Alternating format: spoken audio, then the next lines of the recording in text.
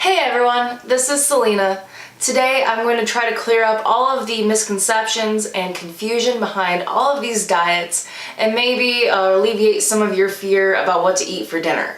But first, if you could go down to the bottom of this video and hit the like button and subscribe to my YouTube channel for more videos on nutrition, exercise, and general healthy living. Alright, so let's get right to it. So the diets, everyone's heard about keto, whole foods, no sugar added, low carb, the plant-based diet, vegan, vegetarianism, meat only, and then all sorts of fasting intervals along with that. So at this point you're probably really afraid to even pick up a carrot and snack on that hummus, right? So basically, from all the research that I have been doing, it really depends largely on you. As everyone is different.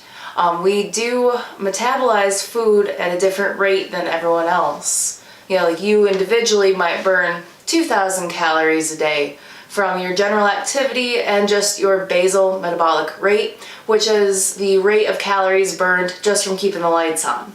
So you might burn 2,000 calories, someone might burn 3,000, someone over here might be in like the low 1,000 range. So each of you guys are needing a different rate of calories from person to person. Now, if that's not confusing enough, our bodies also metabolize calories at a different rate depending on the macronutrients. So if it's heavy in carbohydrates, fat, or protein. Some of us are hypersensitive or hyposensitive to a low carb diet or a high carb diet. And basically, the advice I'm going to give you, you should always check with your doctor before changing your diet or exercise routine. But the advice that I'm going to give you is based on a healthy individual without any sort of pre-diabetes or type 2 diabetes diagnosis or any current cardiovascular disease. So basically, from my understanding, is that the keto diet works for some people.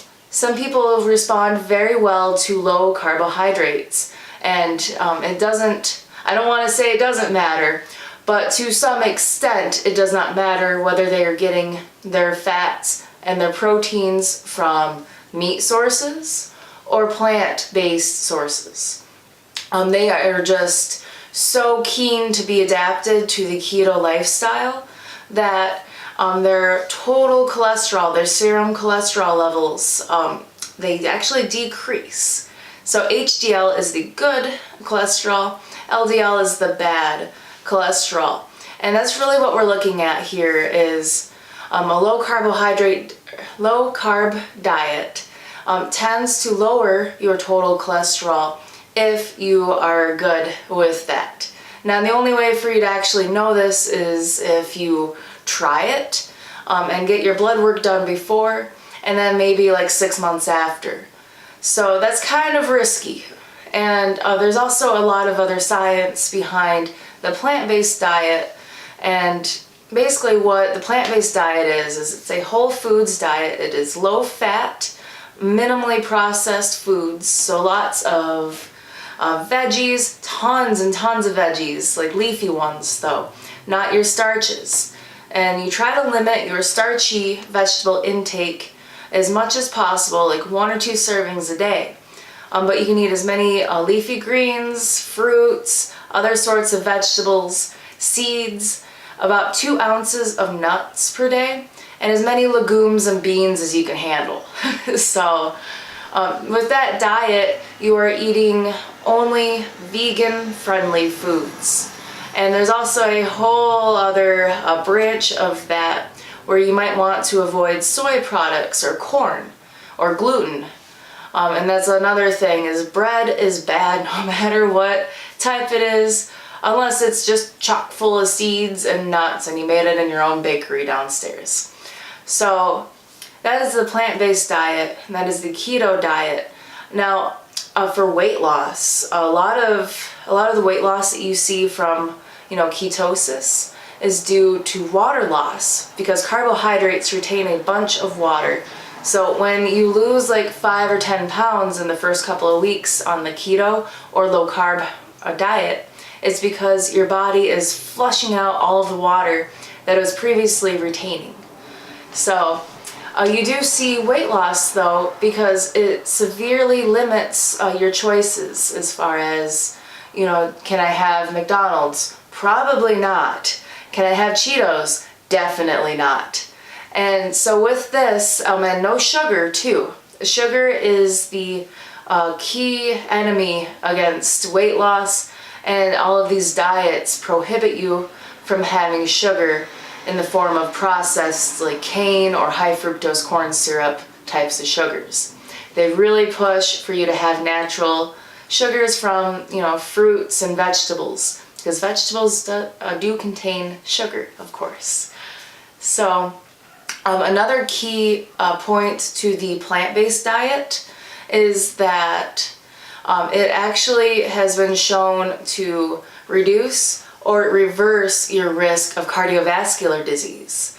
And so this means that the plaque that was building up in your heart from all of the animal fats that you were eating before gets flushed through your system, and it dramatically reduces your risk of the CVD, of heart attacks, and of cancers, certain cancers. Most cancer is not genetic. Only like 1 or 2% of cancers are. The rest of it is from your lifestyle, from exercise, being sedentary, depending on how much meat you eat, amongst a whole variety of different scenarios.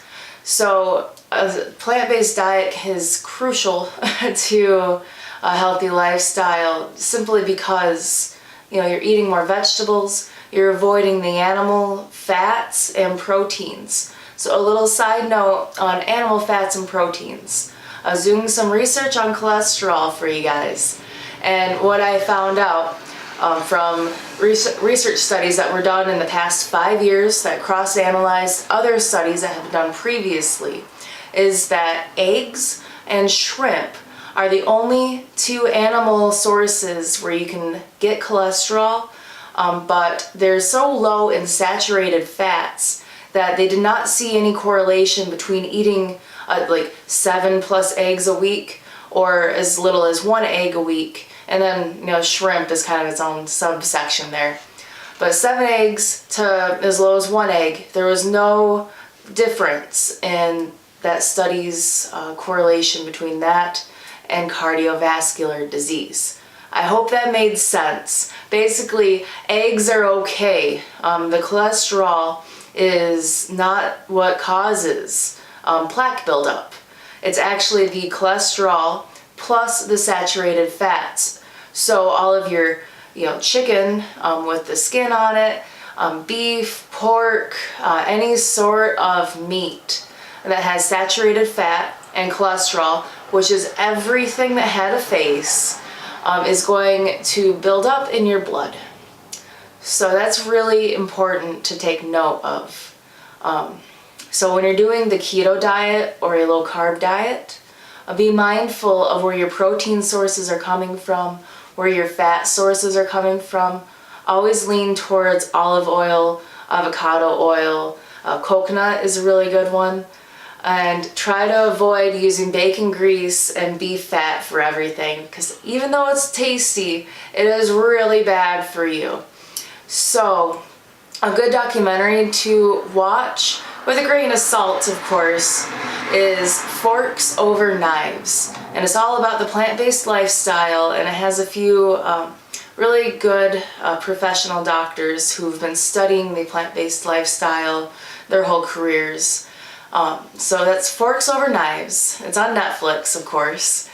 So check that out, but remember, it's from about 8 years ago, so science has changed.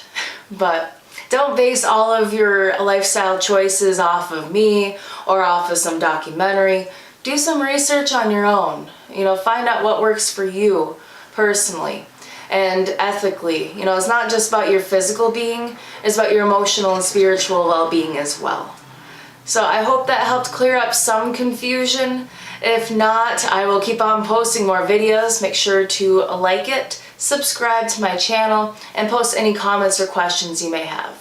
Thanks for watching. I will check you next time.